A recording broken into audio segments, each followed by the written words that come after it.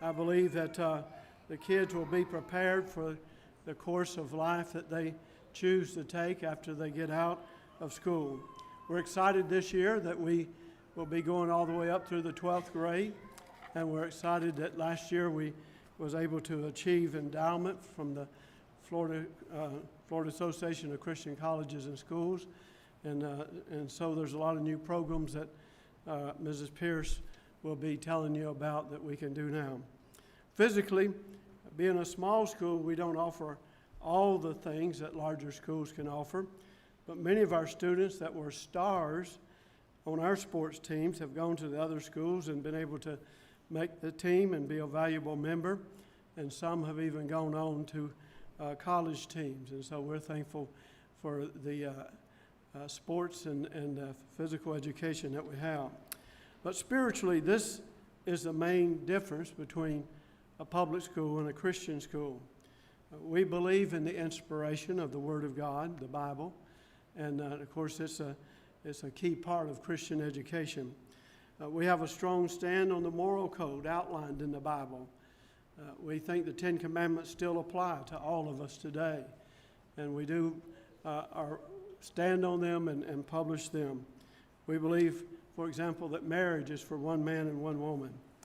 And so a lot of other areas that is different from the public school. We believe that this world and universe, mankind, was created by Almighty God, and He's our Creator and the one that we should look to. We believe the greatest need of man is salvation.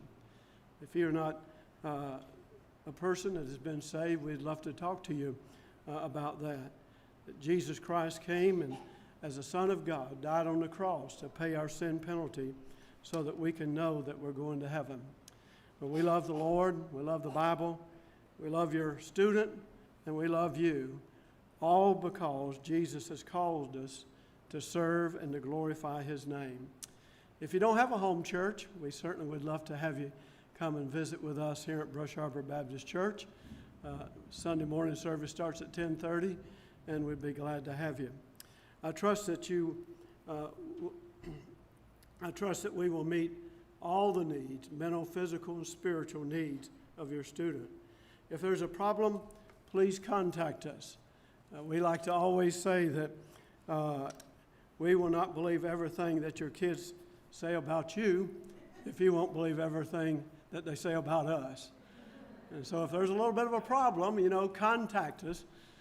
Let's make sure we're all talking about the same thing and take care of any problems that might develop. Now, I know when I went to school, the teachers weren't always perfect, and I didn't always like them, and I'm sure that happens whatever school a child goes to. There could be some situations they're not real happy with.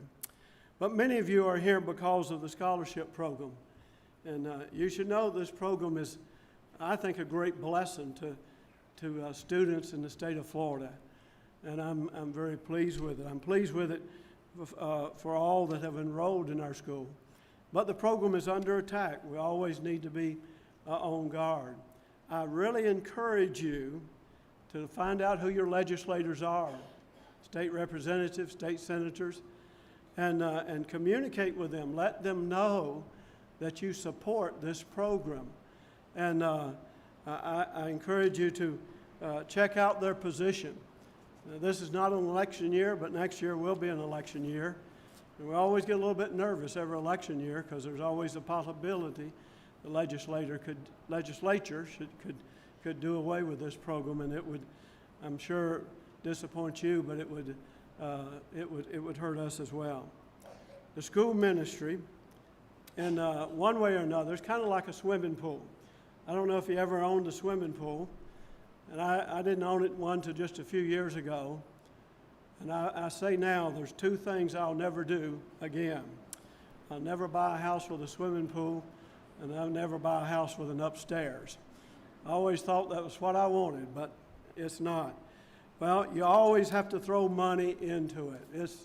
It's always something going wrong with the swimming pool. But what the scholarships pay is not all. And so the school's kind of like that. There's always something extra that is needing, and things that we want that would be beneficial in the sports area or in the academic area and in several other areas. So just to let you know, we do accept contributions if anybody would like to make them. But mostly I wanted to say that because we do have fundraisers. It is such a vital part of getting everything that we need, especially on the classroom level. We use our fundraisers, a portion of them, to help teachers do some little extra things, sometimes have some little parties or other things, and cover it with the fundraisers. And so not all the fundraiser goes to classroom, that some of it goes to the bigger equipment needs that we have. And so we hope that you'll be willing to participate in the fundraisers and help us out in reaching our goals that we have. But you should know, with our fundraisers or scholarships or whatever, it doesn't really come close to what the public schools get on a per student basis, and especially the construction budget that they are able to have. And so we need all the help that we can get with the fundraisers.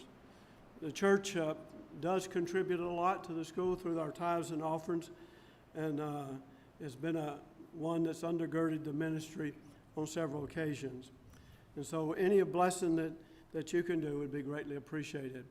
The last thing I want to talk about is we have a building program plan, which will be for the school and the church, but we've got a building that's going to come out in front of the gym, and it's going to have 6 classrooms in it.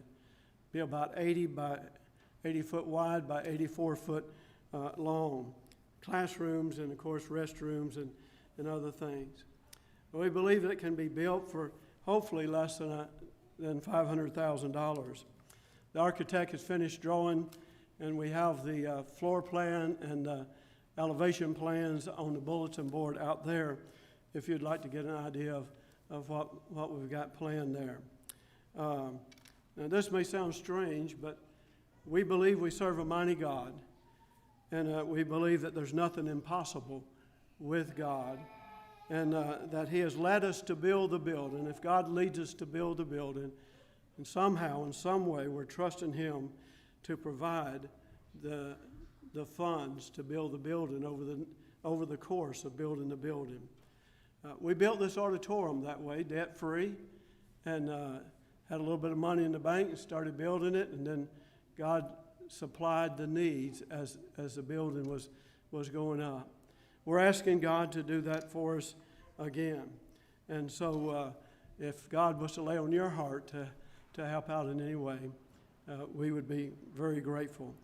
And so we pray for the protection of our school this year, and we look forward to having a great school year.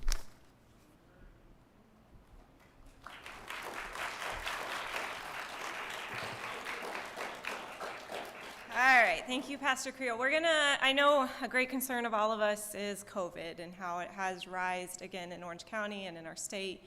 It's our third COVID plan, so we're going to kind of go through that, just make sure you understand what we're going to be trying to do this year. We're so grateful that we made it through last year, and every year we'll just keep adapting to what needs to be done. So last year, and if you can go to the next slide, and I'm so sorry it's so small. I had originally done this on a Google Meet for some of our parent committee, and if you'd like to join that, let me know, but I didn't know it would be so small.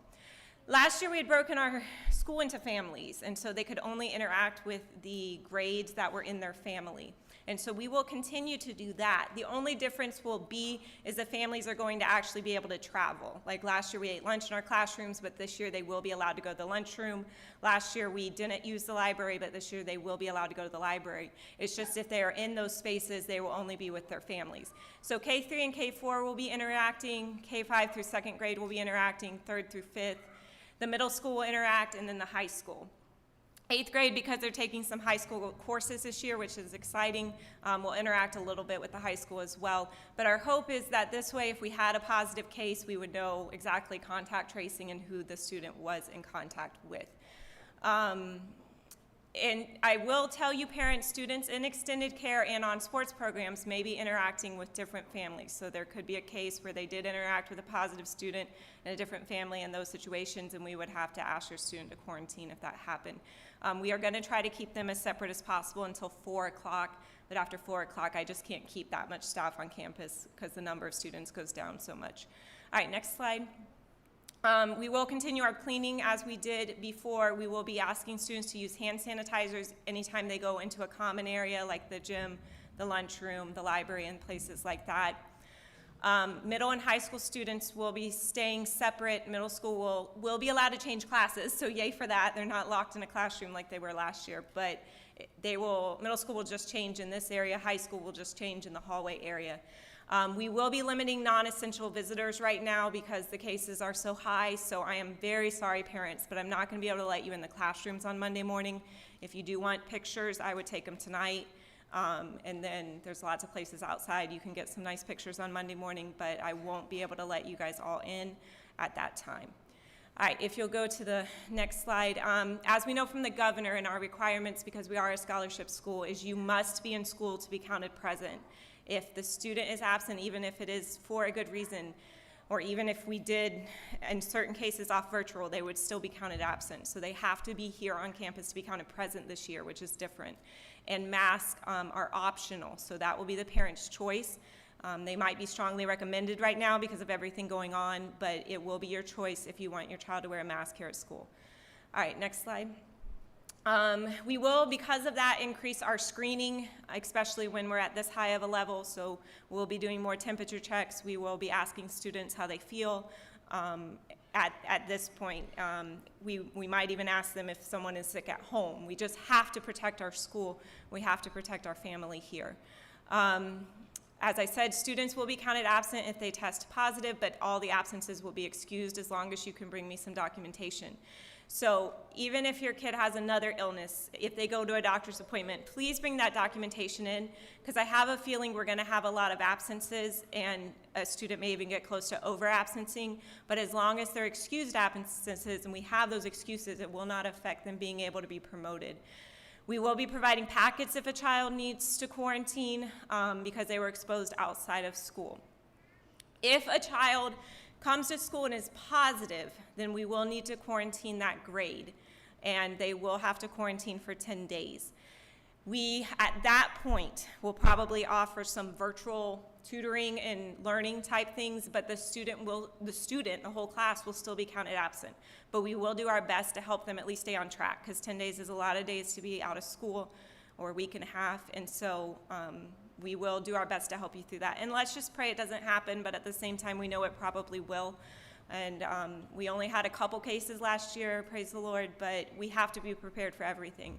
So just make sure anytime your student's absent, please send in an excuse note so we can mark it excused, and please keep us informed on what's going on. Unfortunately, we already have some kids coming into the school year that were exposed and are going to miss the first week of school. So it happens, and we're going to work through it together. But please just keep that communication open. All right, next slide. All right, so this you will get on a piece of paper. This is where we're at.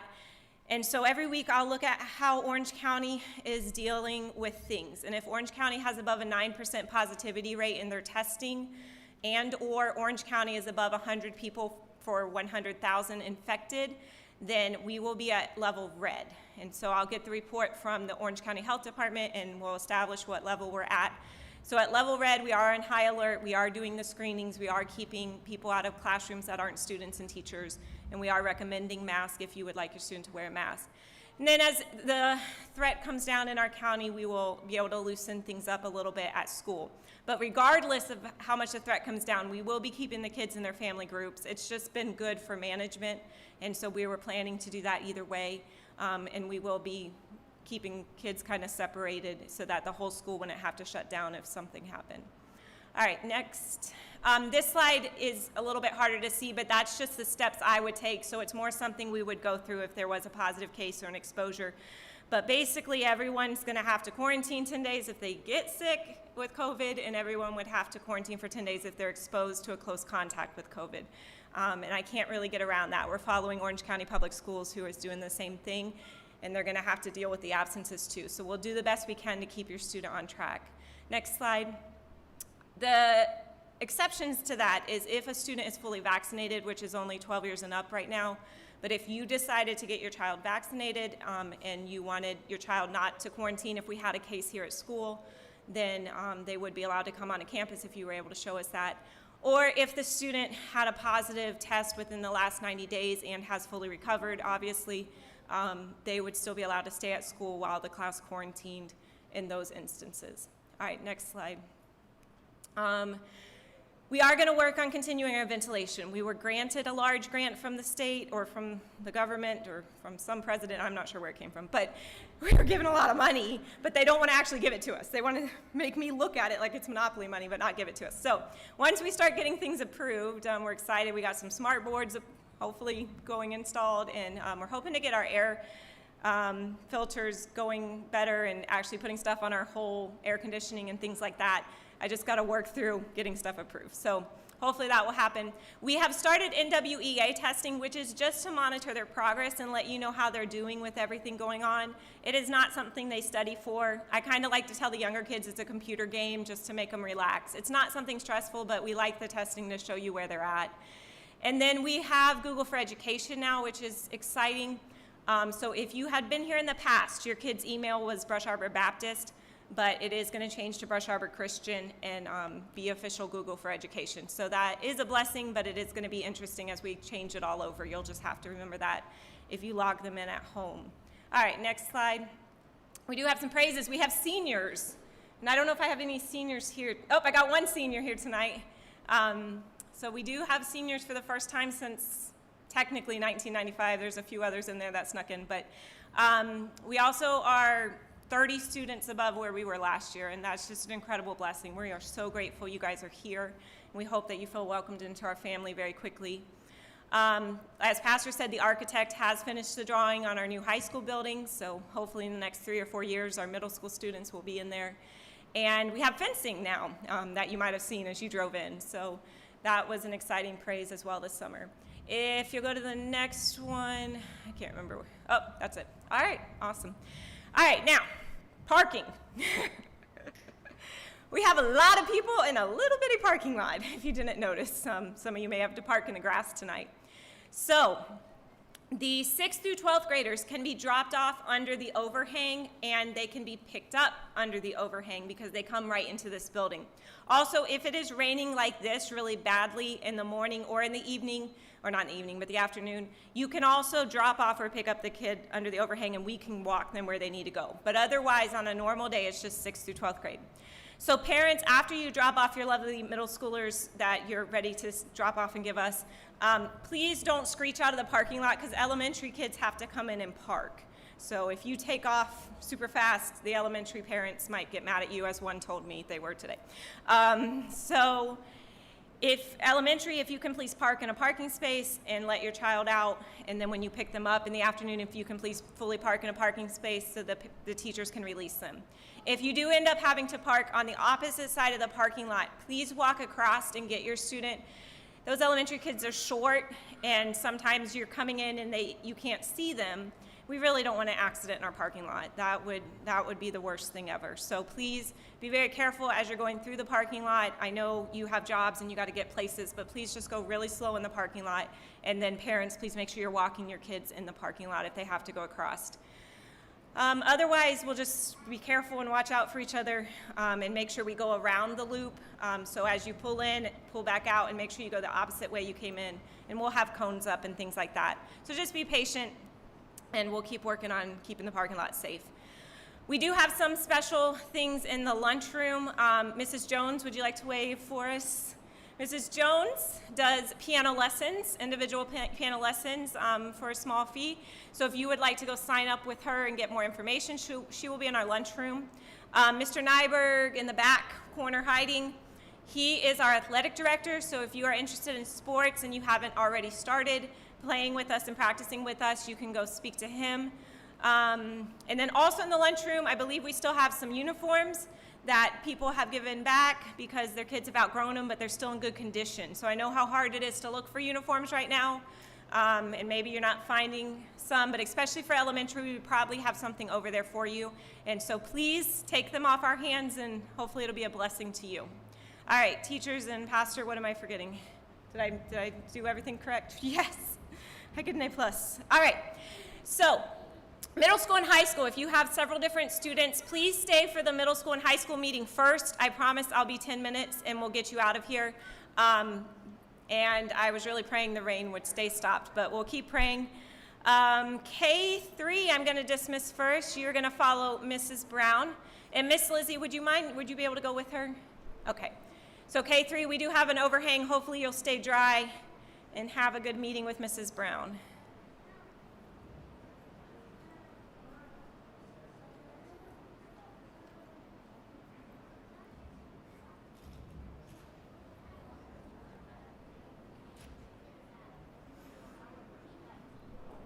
We will be handing out the handbooks as you walk by, so it might take a couple seconds to get everything handed out.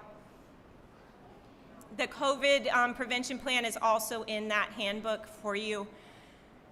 Miss Melanie, a parent reminded me I needed to put the calendar in it, so maybe we'll just send the calendar out with the newsletter soon or something, because we might just need to send that out again. I meant to tell you that. All right, K4, Mr. Kuhn. So if you have a student in K4, please follow Mr. Kuhn.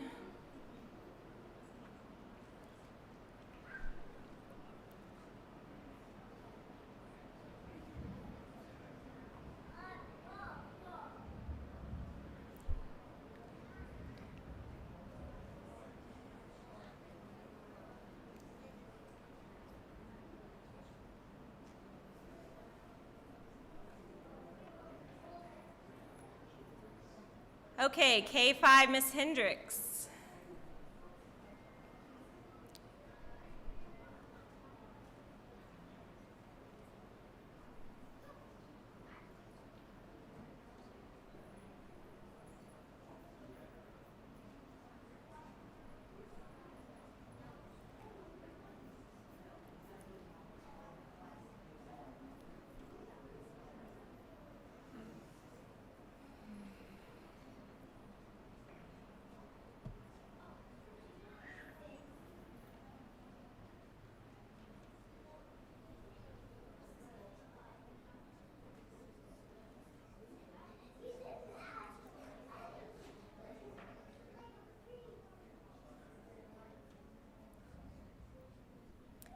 All right, Miss Kuhn has her umbrella ready. First grade, Mrs. Kuhn. If the rain keeps you apart from Mrs. Kuhn, it will be walk all the way to the building right before the gym, and it will be the last door. Sorry that it's such a far walk.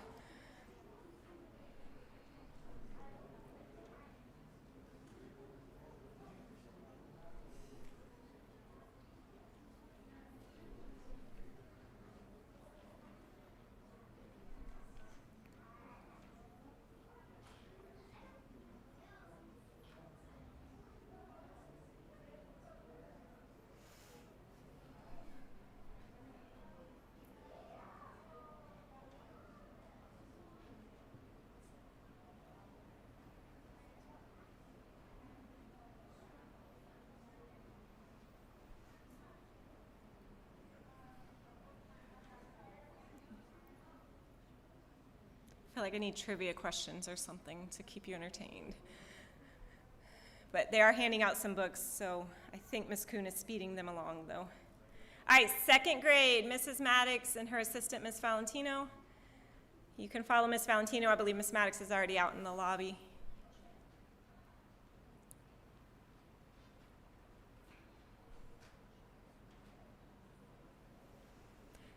Third grade, Mrs. Gaudette has come back. We're so excited. Oh, you got a fan club.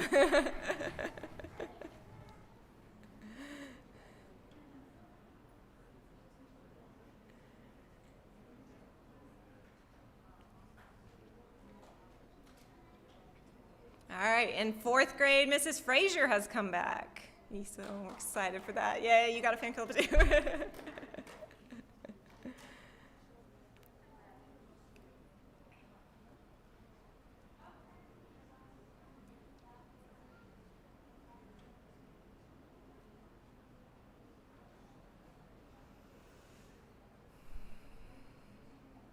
let my teachers catch up with those two groups, and then we'll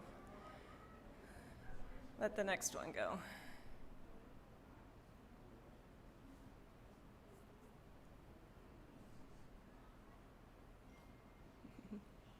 All right, and last but not least, 5th grade, Mrs. Rayner. Woo! Good job, Mr. Rayner. She'll either hurt you or thank you tonight, I don't know. Okay, thank you, middle school and high school parents and students. This summer, and actually probably for the last year, we really wanted to take our kids to a one-day youth conference called One Real Day. And so we made the plans, we paid the money, and then COVID kind of flared back up again. But we are still planning to go. It's going to be August 24th, and so the teachers are going to give you a permission slip. But like Pastor Creel talked about, we're not just here for academics. We really are here for spiritual reasons, and we've seen a lot of mental and emotional struggles in our students this past year, and it's just broken our hearts.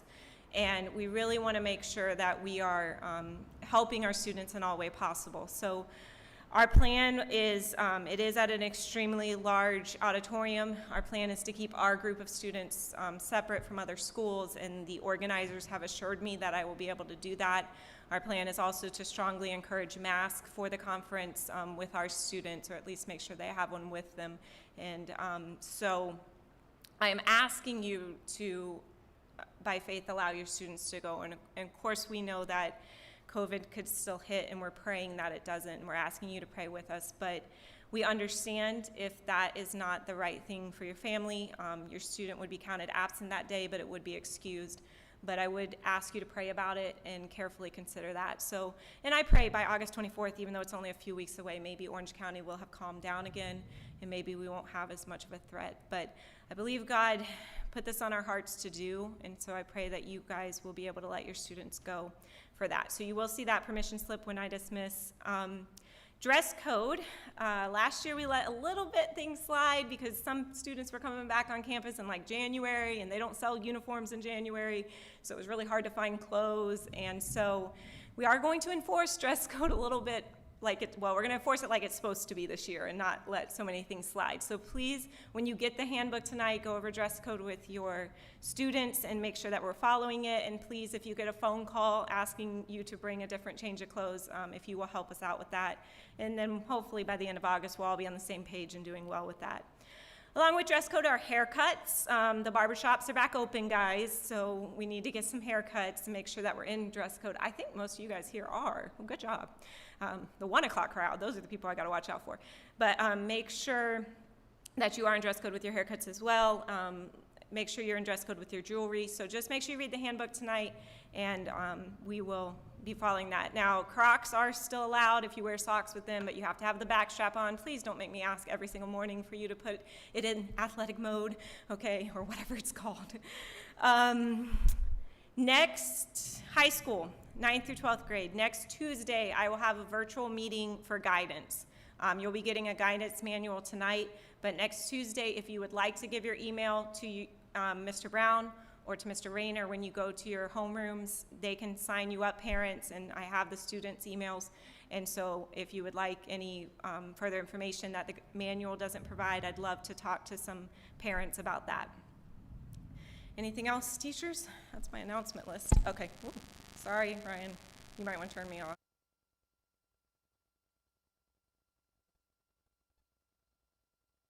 Into that classroom. So 6th grade, you are dismissed to your homeroom, and she will give you your schedule. You're in 7th grade, buddy.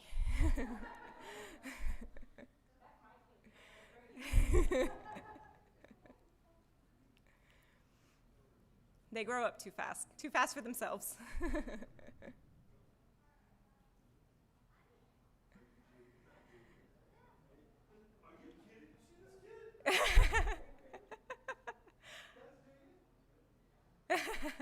All right, that's what happens when you watch kids grow up. 7th grade, you're going to actually meet in the lobby because your classroom will be in here on Monday. So 7th grade, if you'll go with Miss Maddox, she will get you set up.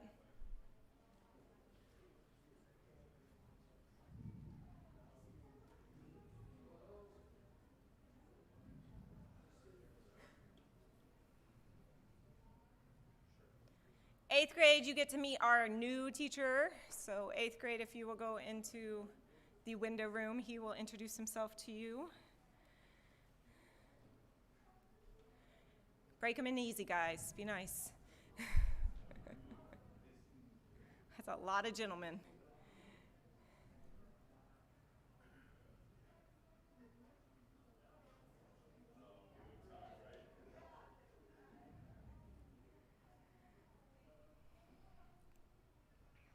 All right, 9th and 10th grade, you're going to go down to Miss Brown's room, the second door on the left with Mr. Brown.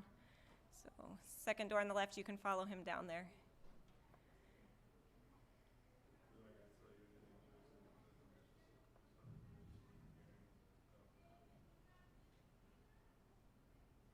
And then Albert and Sarah, you can go to Miss Max's room with Mr. Rayner.